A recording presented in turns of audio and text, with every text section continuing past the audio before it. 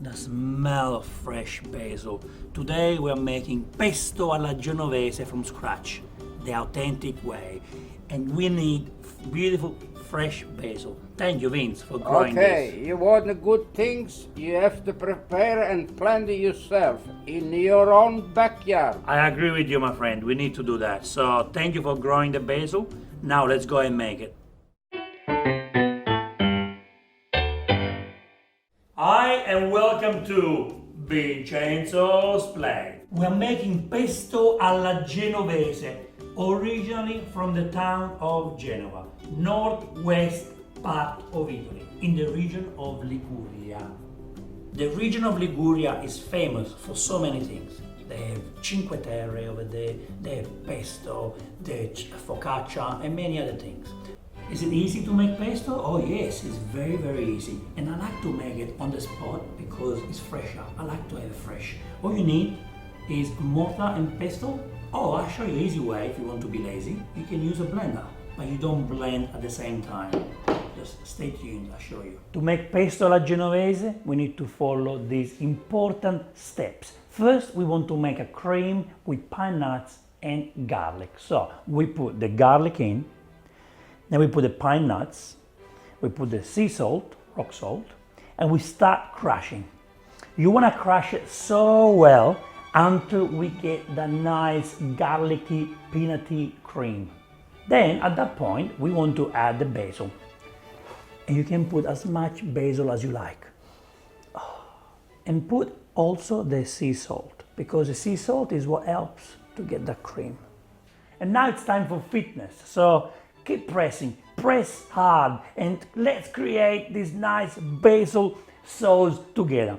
Press, press, and you want the flavors to come out. You want your kitchen to smell like paradise. That's what paradise smells like.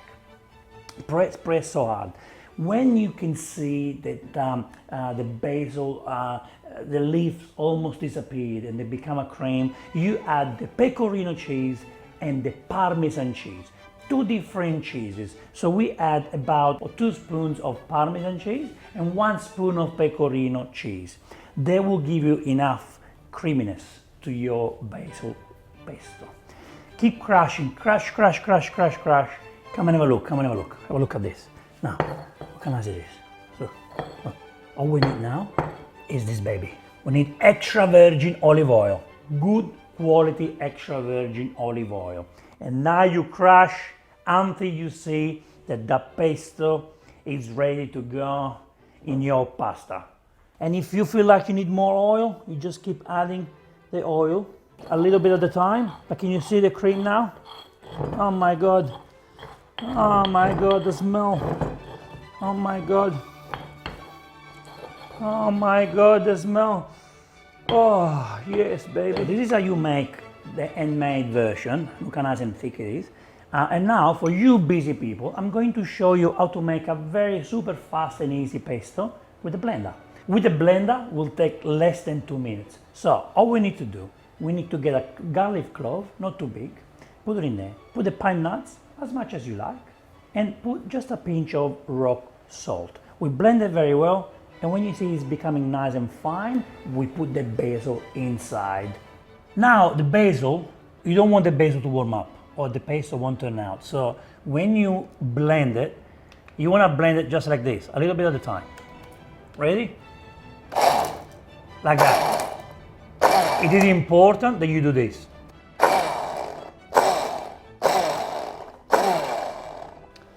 And now that we have this kind of cream, see, with the basil, the garlic, the pine nuts, we put 1.5 tablespoons of Parmesan and 1 spoon of pecorino cheese. And now we blend it until we get a cheesy cream. So you blend a few times with the cheese, and then we need to put the oil. So just come here, come here, come here, come here, come and have a look. Now, this is what we got. See, we got the base. Now, by adding about 1 spoon to 2 tablespoons of oil, we are going to create the pesto, the nice, easy pesto. This is the way the magic begins. Are you ready to see this?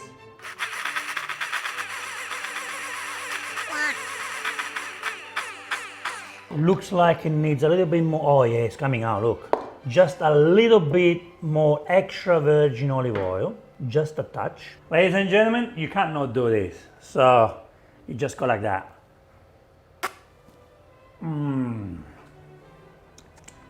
Yes. So the blender, in a way, makes it smoother. Look, creamier. It does, of course, to help. Now we compare the two. Let me put the basil in a cup. And these are the two versions, and I want you to pick. This is the smooth one made with the blender, and this is the homemade one. A bit thicker, just, I guess, different texture, but the flavor is pretty much the same. So which one do you prefer? You tell me. You have to serve pesto with gnocchi. They love each other so well. And here we have potato gnocchi, and they've been passed on the cheese grater, one at a time.